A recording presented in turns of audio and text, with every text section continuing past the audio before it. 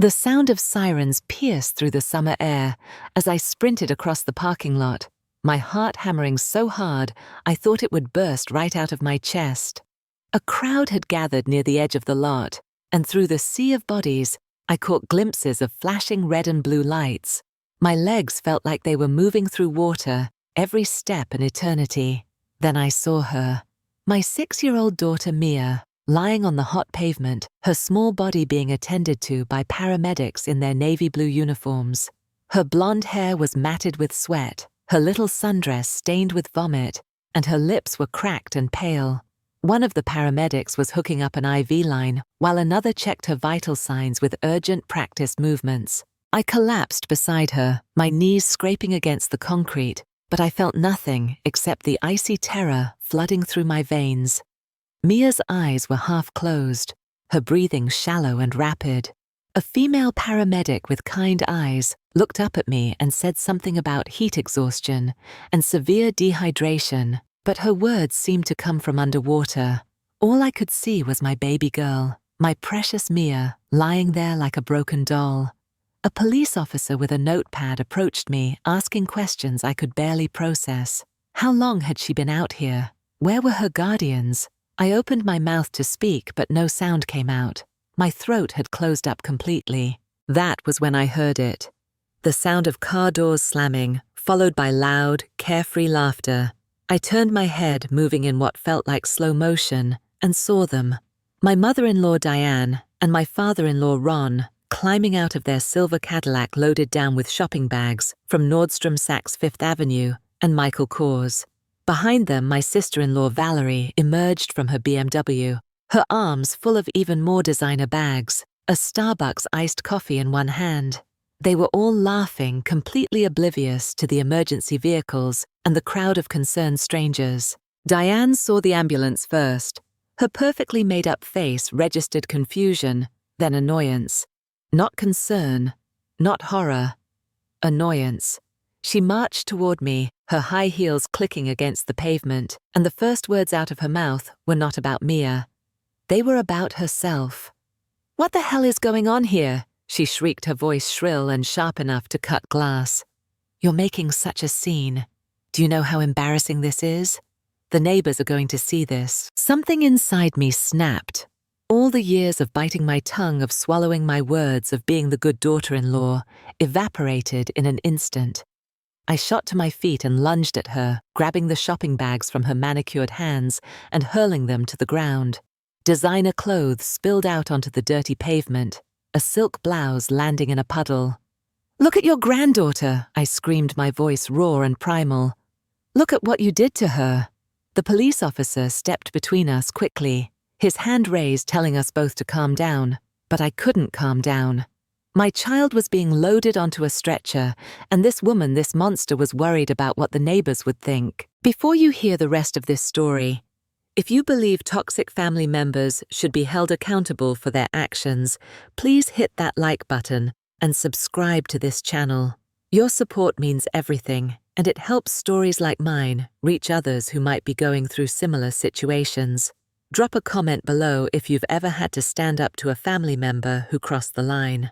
Now let me take you back to where this nightmare really began. 6 months earlier, everything seemed normal, or at least what I'd been conditioned to accept as normal. My name is Sarah. I'm 32, and I'd been married to Lucas for 7 years. We had our daughter Mia and lived in a modest house outside Portland, Oregon. Lucas was an IT manager. I worked part-time as a nurse. On paper, we had a good life. But there was a shadow over everything, a constant source of tension I'd learned to accept as part of marrying Lucas. That shadow was his mother, Diane. From the day we got engaged, Diane made it clear I wasn't good enough for her son. I came from a working-class family, my parents, a postal worker and teacher. Good people who worked hard, but never had money. Diane came from what she called old money. Her father owned a chain of car dealerships, and she grew up in country clubs and debutante balls. She never missed a chance to remind me Lucas could have married better someone from his own social circle. But Lucas loved me. He was kind and gentle, with warm brown eyes that crinkled when he smiled. Nothing like his mother, or so I thought. Looking back, I see the warning signs I ignored. The little ways he always chose her feelings over mine, made excuses for her behavior, asked me to just be patient. The real problems started 2 years ago, after Lucas got promoted. His salary nearly doubled, and suddenly we had breathing room. We paid off credit cards, started Mia's college fund, talked about taking a real vacation. That's when Diane made her move. She'd always been generous with advice, which was really criticism in disguise, but now she wanted something tangible. Our money. It started small. Her property taxes were higher than expected. Her car needed new tires. The roof was leaking. Lucas, the dutiful son, would write checks. 500 here, 1,000 there. I tried explaining his parents weren't struggling. Ron had a pension from 30 years as an insurance executive. Diane had her inheritance. They lived in a 4-bedroom house in an upscale neighborhood, drove luxury cars. They didn't need our help. But Lucas got defensive. "She's my mother, Sarah," he'd say, jaw set in that stubborn way that meant conversation over. "I can't abandon her when she needs help." Then Diane wanted more than money. She wanted access to our lives, our home, our daughter. She started showing up unannounced, letting herself in with the emergency key. She'd rearrange my kitchen, criticize my cooking, tell Mia that Grandma knew better than Mommy. She offered to babysit constantly, and Lucas always said yes without asking me. "You should be grateful," he'd say, when I protested. Free childcare is expensive. Most parents would kill for this. But I didn't want her help. Every time she watched Mia, she undermined my parenting.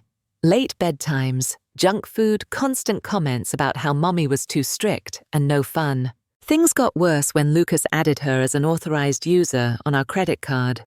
"Just for emergencies," he assured me. "Just for groceries if Dad's pension runs short." But Diane's emergencies looked different from mine. Charges appeared on our statements.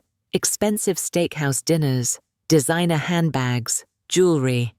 When I confronted Lucas, he made excuses. "She deserves nice things. She raised me and Valerie alone when Dad traveled for work. This is payback." I was drowning, suffocating under Diane's constant presence and Lucas's refusal to set boundaries. I tried talking to friends, but they didn't understand. Well, she is his mother. At least she wants to be involved. Some grandparents don't care at all, but they didn't see what I saw. The gleam in Diane's eyes when she got her way. The smirk when Lucas chose her side, which he always did.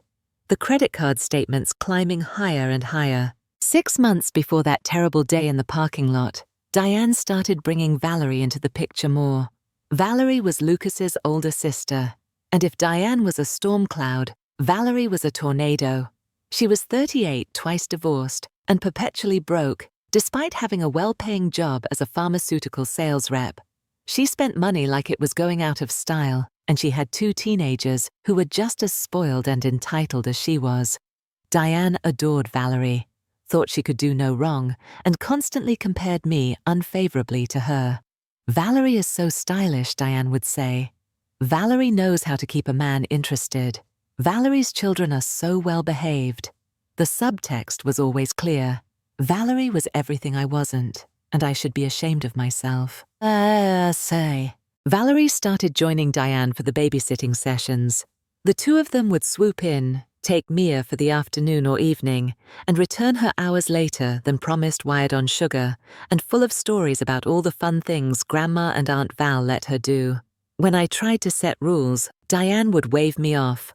"Oh, don't be such a helicopter parent, Sarah," she would say dismissively. "Children need freedom. You're going to turn Mia into a nervous wreck with all your hovering." Lucas, of course, said nothing. He never defended me, never backed me up.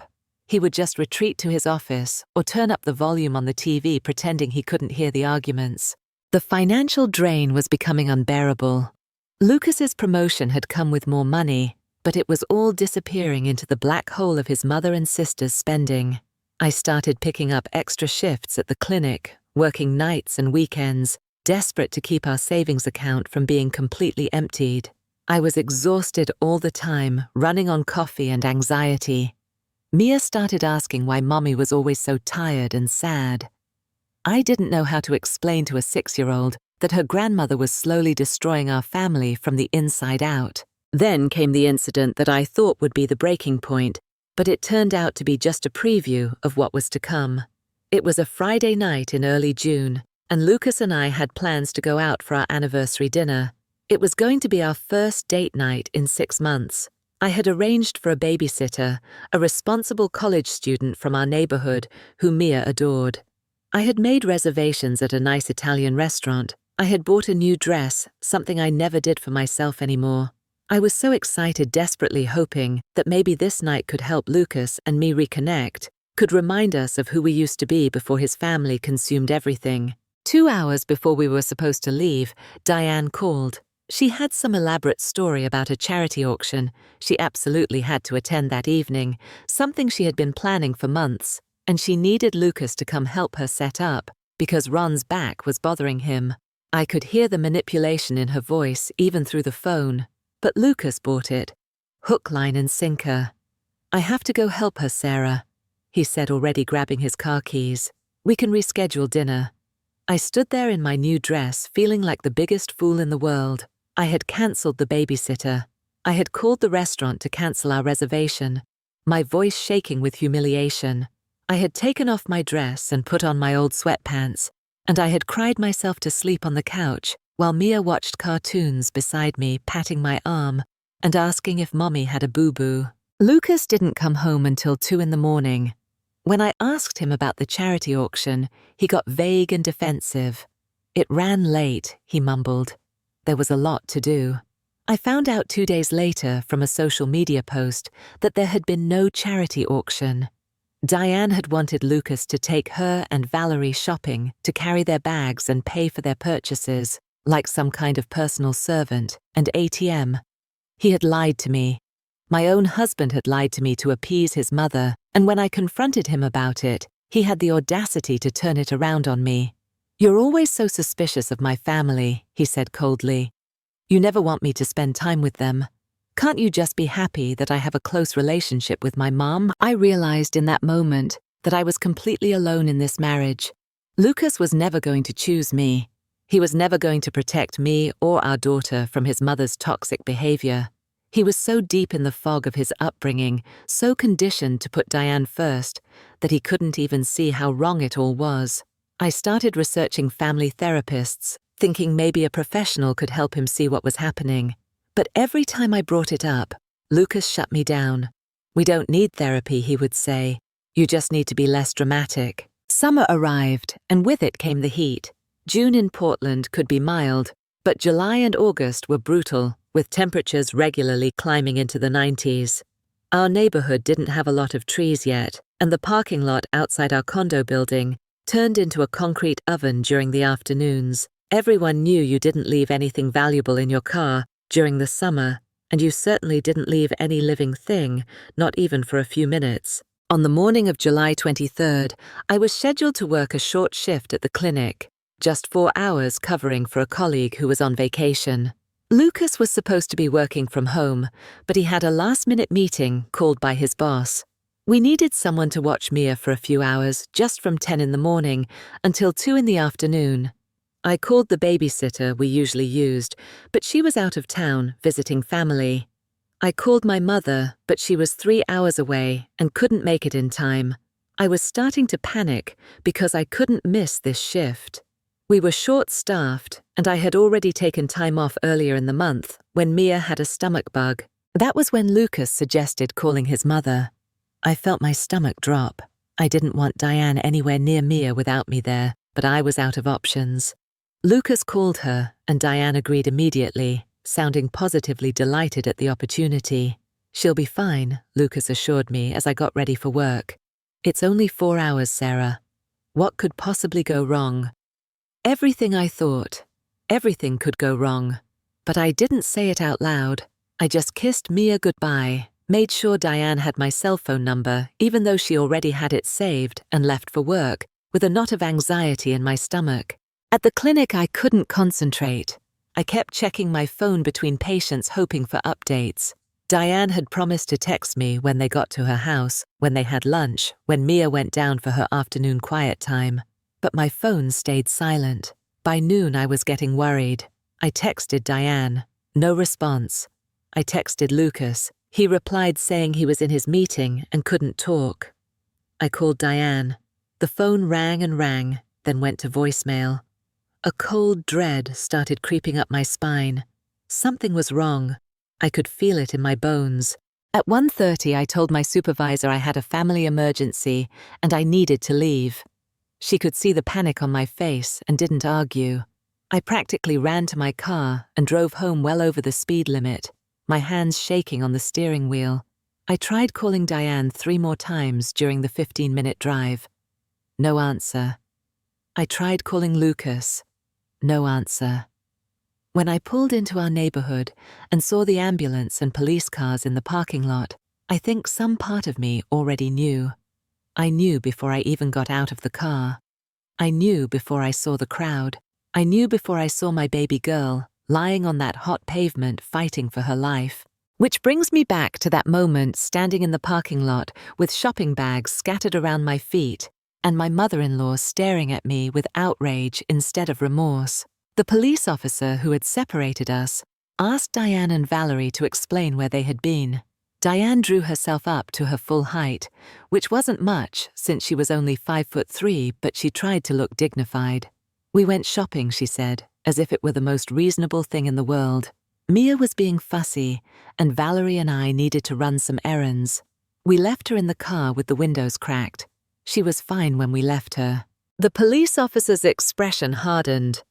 "Ma'am," he said, his voice carefully controlled. "How long were you gone?" Diane waved her hand dismissively. "Oh, I don't know," she said. "A couple of hours, maybe. We lost track of time." The officer looked down at his notepad. "Ma'am," he said, "we have security footage from the parking lot. Your vehicle arrived at 9:45 this morning. It is now 1:50 in the afternoon. That is 4 hours. In 90-degree heat. A child was left alone in a vehicle for over 4 hours in this heat." I watched Diane's face as the reality of the situation started to penetrate her self-absorbed bubble. "But I cracked the windows," she protested weakly. The officer shook his head.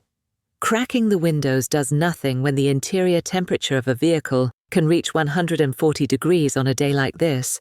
Your granddaughter is severely dehydrated and suffering from heat exhaustion. She could have died. If a passerby hadn't noticed her and called 911, she would have died. Do you understand what I'm telling you?" Valerie, who had been standing there silently, suddenly piped up. "She's fine though, right?" Valerie said, her voice dripping with false concern. "I mean, she's always been a dramatic kid. She probably just wanted attention."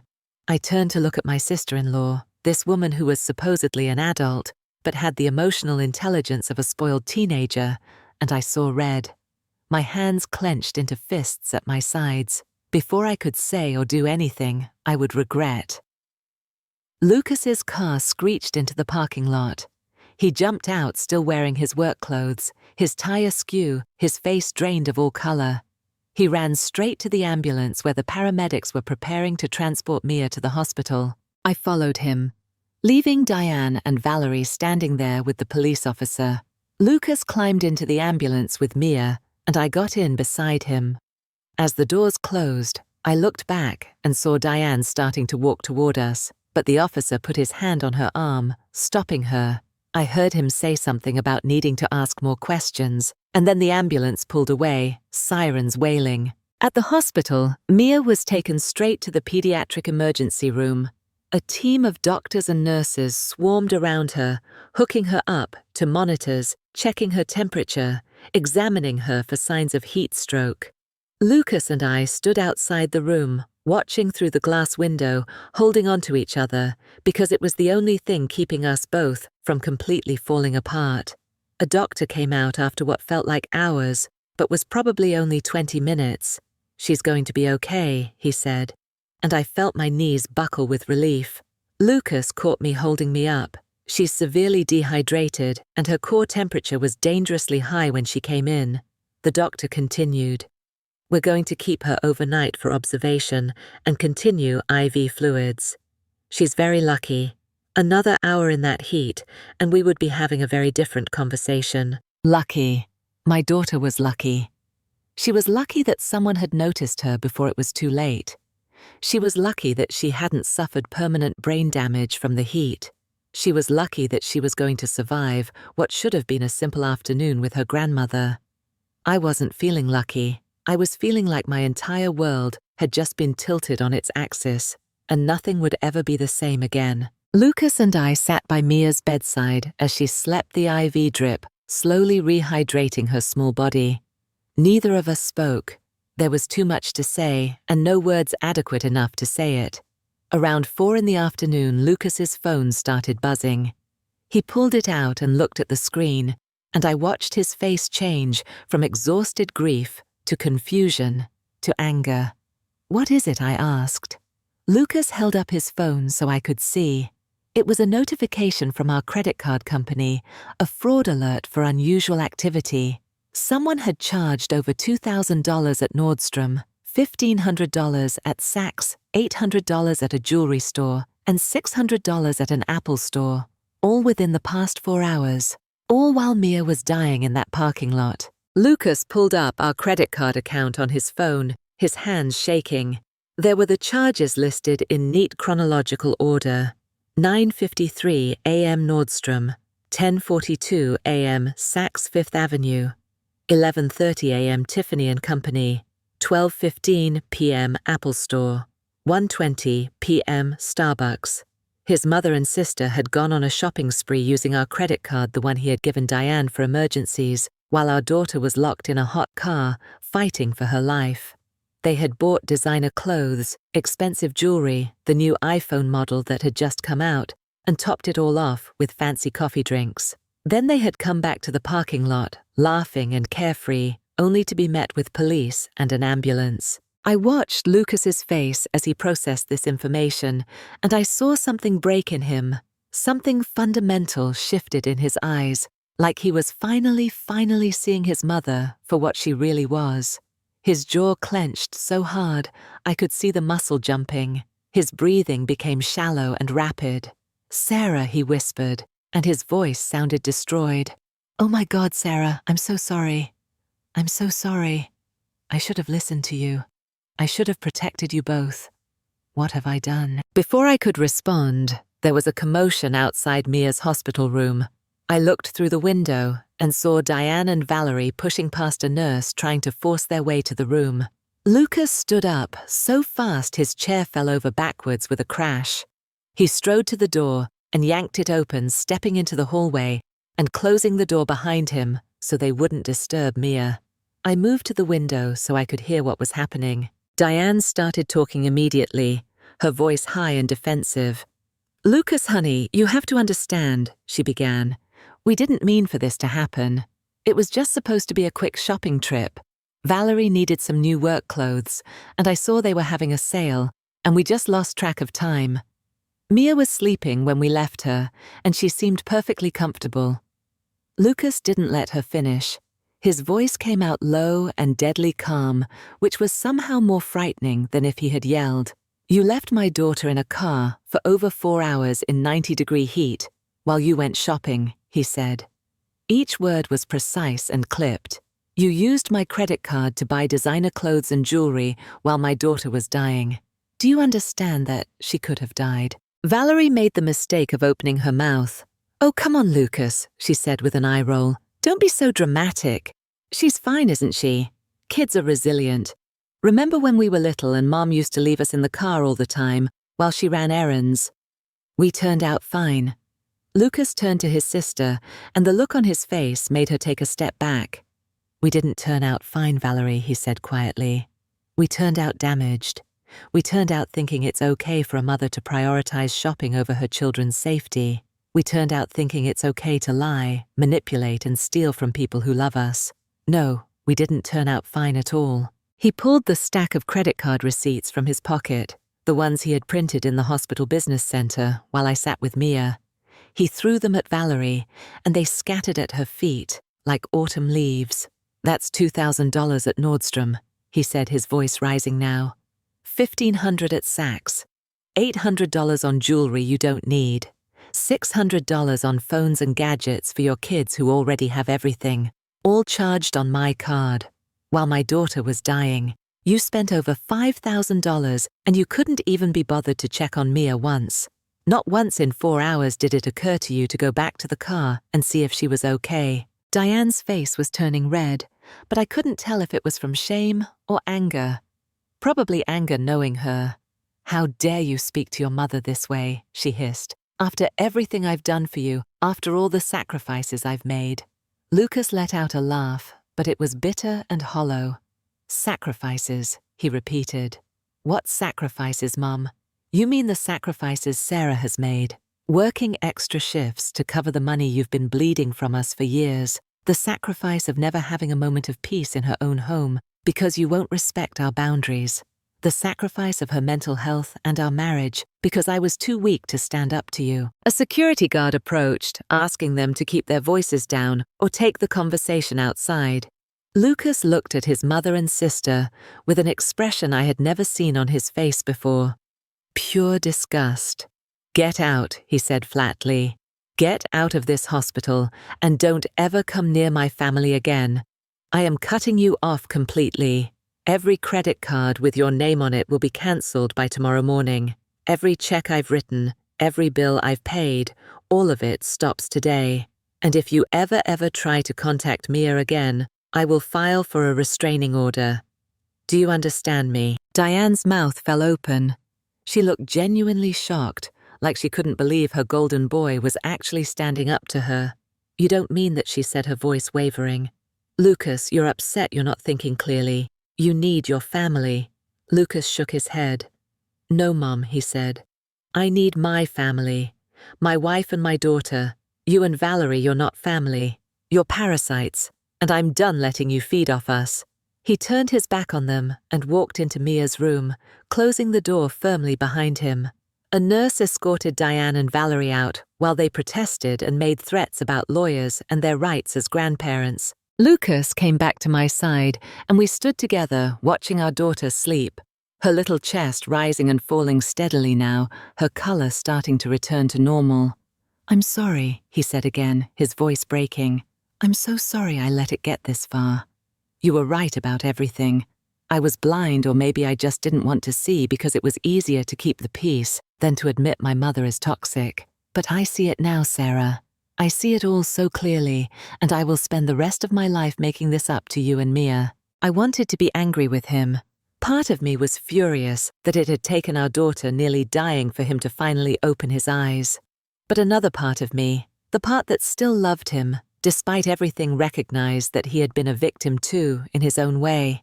Diane had been manipulating and controlling him his entire life, conditioning him to put her needs first, making him believe that saying no to her was the ultimate betrayal. It didn't excuse what had happened, but it helped me understand it. "We have a long road ahead of us," I said quietly. "This isn't something we can just get over. We need counseling. You need therapy. We both do. And if you ever put your mother before our daughter again, I will take Mia and leave. Do you understand me?" Lucas nodded, tears streaming down his face. "I understand," he said. "I won't let you down again, I promise." But Diane and Valerie weren't done yet. They couldn't just accept their banishment and move on. That would have required self-awareness and the ability to admit they were wrong, two qualities they completely lacked. The next day, while Mia was still in the hospital recovering, my phone started blowing up with notifications. Diane had gone on Facebook and posted a long, rambling status about how she was the real victim in all of this. According to her version of events, she was a devoted grandmother who had graciously agreed to babysit her granddaughter as a favor, and I had left the child in the car, not her. She claimed I was an unfit mother who was now trying to blame her and Valerie for my own negligence. She said I had always been jealous of her close relationship with Lucas and was now using this accident to drive a wedge between them. The post had dozens of comments from her friends and relatives, all of them expressing sympathy and outrage on her behalf. "Poor Diane," they wrote. "You don't deserve this treatment. Your son should be ashamed of himself for believing his wife over his own mother."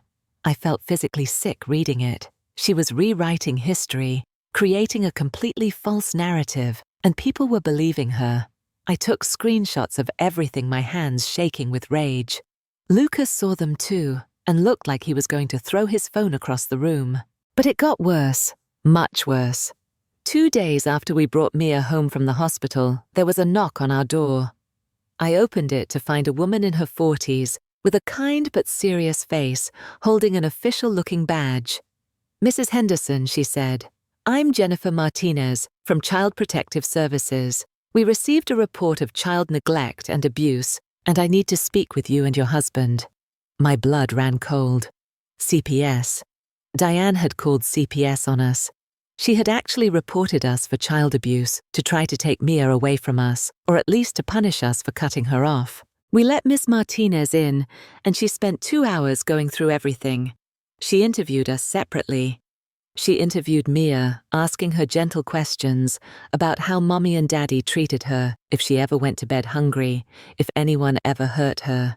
She inspected our home, checking the refrigerator for food, looking at Mia's bedroom, examining the safety measures we had in place.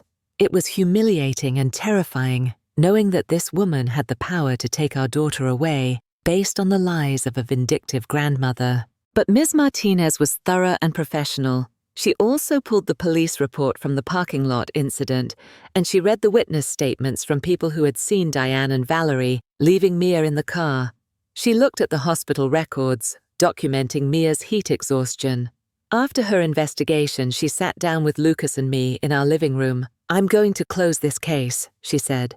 "There is absolutely no evidence of neglect or abuse by either of you. In fact, all the evidence points to the person who filed the report being the one responsible for endangering your daughter. I'm going to include my findings in my report, and I'm also going to recommend that the district attorney look into possible charges against Mrs. Diane Henderson for child endangerment." The relief was overwhelming, but so was the anger. Diane had tried to get our daughter taken away from us because we had dared to set boundaries. She had weaponized the child welfare system as revenge. Lucas called a lawyer that same day. We needed legal representation, not just to defend ourselves, but to go on the offensive. We couldn't let Diane continue to terrorize us. Our lawyer, a sharp woman in her 50s named Patricia Kim, listened to our story with an increasingly grim expression. She took notes, asked detailed questions, and reviewed all the evidence we had compiled. The credit card statements showing years of fraudulent charges, the police report from the parking lot incident, the hospital records, the CPS report, the screenshots of Diane's defamatory Facebook posts. When we finished, she leaned back in her chair and looked at us with something like respect. "You have a very strong case," she said. "Multiple cases, actually. We can pursue criminal charges for child endangerment. We can sue for identity theft and fraud, for the unauthorized credit card use. We can file for a restraining order. And we can pursue a defamation case for her false statements on social media. This is going to be expensive and time-consuming, but I think we can make sure they face real consequences." Over the next few weeks, Patricia worked her magic. She filed all the necessary paperwork, contacted the district attorney's office, and built an airtight case. Meanwhile, Diane and Valerie continued their campaign of harassment. They showed up at our house multiple times, banging on the door and shouting threats through the mail slot about how we would regret this, about how they would take us for everything we had. Each time we called the police, each time an officer came and documented their behavior. After the third incident, Patricia filed for an emergency restraining order, and a judge granted it. Diane and Ron were legally required to stay at least 500 feet away from us, our home and Mia's school. Diane violated the restraining order within a week. She showed up at Mia's elementary school during pickup time, trying to take Mia from the playground. Thank God the school had been notified about the restraining order and had Diane's photo on file. The principal stopped her at the gate and called both the police and me. By the time I got there, Diane was in handcuffs, in the back of a police car, screaming about her rights as a grandmother. Mia was safe inside with the school counselor, but she was shaking and crying, asking why Grandma was so angry, why the police took her away. That night, Lucas and I had to sit down with Mia and have a conversation no parent should ever have to have. We explained in age-appropriate terms that sometimes grown-ups make bad choices, and Grandma had made some very bad choices that had hurt Mia. We told her that Grandma wasn't going to be visiting anymore because she wasn't safe to be around. Mia, who was smart and perceptive beyond her years, looked at us with those big blue eyes and asked, "Is it because Grandma left me in the hot car?" I felt my heart shatter all over again. "Yes, baby," I said, pulling her into my arms. "That's part of it. Grandma made a choice that could have really hurt you, and Mommy and Daddy's job is to keep you safe. So we can't let Grandma come around anymore." The legal process ground on slowly, as legal processes do. The district attorney decided to pursue criminal charges against Diane for child endangerment. Lucas and I filed a civil lawsuit for fraud and identity theft, seeking repayment of all the money she and Valerie had stolen over the years, plus damages. We also filed a defamation suit for her Facebook posts. Diane and Ron had to hire their own lawyer, and legal fees started draining their savings. Ron, who had always been more passive and had mostly just gone along with whatever Diane wanted, started to crack under the pressure. He filed for separation, unable to deal with the consequences of his wife's actions anymore. The breaking point came at a big family reunion that was scheduled months in advance, long before any of this happened. It was being held at the home of Lucas's Aunt Diane's younger sister, who had always been kind to me. Lucas and I debated whether we should go, but Patricia advised us that it might actually work in our favor. Sometimes, she said, the court of public opinion can be just as powerful as a court of law. If you can show your extended family what really happened, it might shut down some of Diane's narrative. So we decided to go, but we came prepared. When we walked into the reunion, you could have heard a pin drop. Everyone had heard about the situation through the family grapevine, but most people only had Diane's version of events. She was there, of course, holding court with a group of relatives, playing the victim beautifully. She was talking about how ungrateful Lucas was, how I had poisoned him against his own mother, how she was being persecuted for no reason. She saw us walk in, and her face went through a series of expressions: surprise, anger, fear, and then a mask of false sadness. Lucas walked right up to her group with a calm determination that I found both terrifying and impressive. He was carrying his laptop. Everyone gathered around sensing drama, and Lucas didn't disappoint. He connected his laptop to the large TV in the living room, and without saying a word, he started playing a video. It was security camera footage from the parking lot footage we had obtained through Patricia. The timestamp showed the entire 4 hours and 7 minutes. You could see Diane's car pull in, see her and Valerie get out with Mia, see them put Mia in the back seat, and then see them walk away toward the shopping center. Then nothing. Just an empty car sitting in the brutal summer sun for hour after hour. At around the 3-hour mark, you could see Mia moving in the back seat, sitting up looking around. She tried the door, but of course it was locked. You could see her little face pressed against the window, crying. The room was dead silent. Everyone watched as the video continued. At the 3.5-hour mark, Mia stopped moving as much. She was slumped over, clearly in distress. Finally, at 4 hours, a passerby noticed her and called for help. You could see the ambulance arrive, see the paramedics breaking into the car, and then 15 minutes later, you could see Diane and Valerie returning loaded down with shopping bags, laughing and completely oblivious. When the video ended, Lucas switched to a different screen. He pulled up our credit card statement, the one showing all the charges Diane and Valerie had made during those 4 hours. Over $5,000 spent while his daughter fought for her life. Then he showed medical records, hospital bills, doctor's notes, describing Mia's condition when she was admitted. Finally, he showed screenshots of Diane's Facebook posts, the lies she had spread about us, the false CPS report she had filed. Lucas finally spoke, his voice steady and clear. "This is what my mother did," he said to the room full of shocked relatives. "She left my 6-year-old daughter in a car in 90-degree heat for over 4 hours while she went on a shopping spree with my credit card. When we confronted her, she showed no remorse. Instead, she tried to destroy us. She filed a false CPS report, trying to have our daughter taken away. She violated a restraining order and tried to kidnap Mia from school. This is who she is, and I will not apologize for protecting my family from her. Diane tried to speak, tried to defend herself, but no one wanted to hear it. The evidence was right there in front of them, undeniable and damning. People started leaving, some of them stopping to hug Lucas and me and apologize for believing Diane's lies. Others just slipped out, quietly embarrassed to have been part of her audience. Diane's sister, the host of the reunion, asked her to leave. Diane tried to argue, tried to play the victim one more time, but even her own sister had had enough. "Get out," she said coldly. "What you did is unforgivable, and I don't want you in my home." Diane and Valerie left in disgrace, and that was the last time we saw most of Lucas's extended family take Diane's side. The criminal trial happened 4 months after the incident.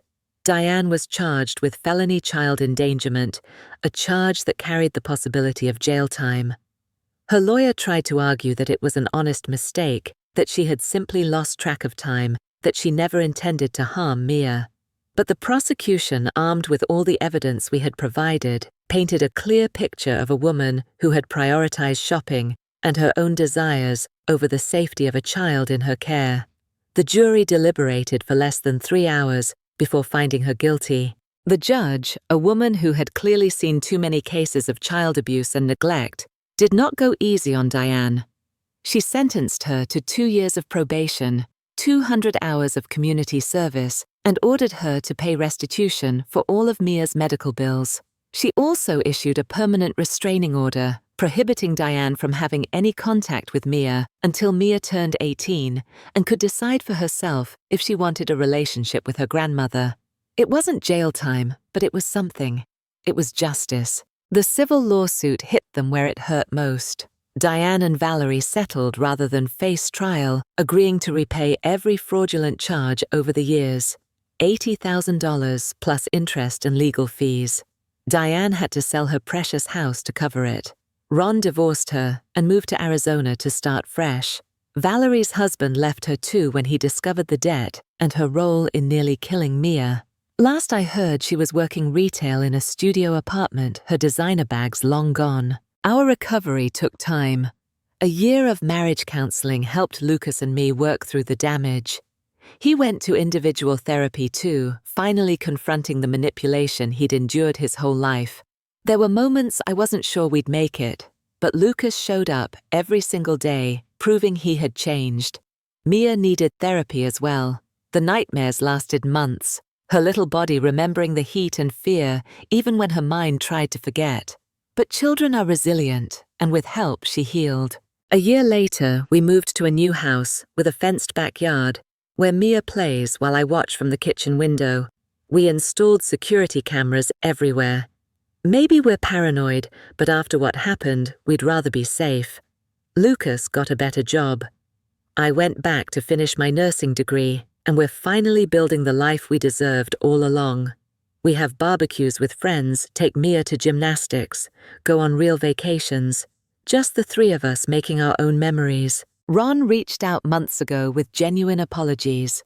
We see him occasionally for lunch, always in public, always on our terms. He's trying to be a better grandfather, but trust takes time. As for Diane and Valerie, we have 0 contact. They've tried reaching out through relatives, asking for forgiveness, but some betrayals cut too deep. Maybe someday, maybe never. The strangest thing is how strong Lucas and I are now.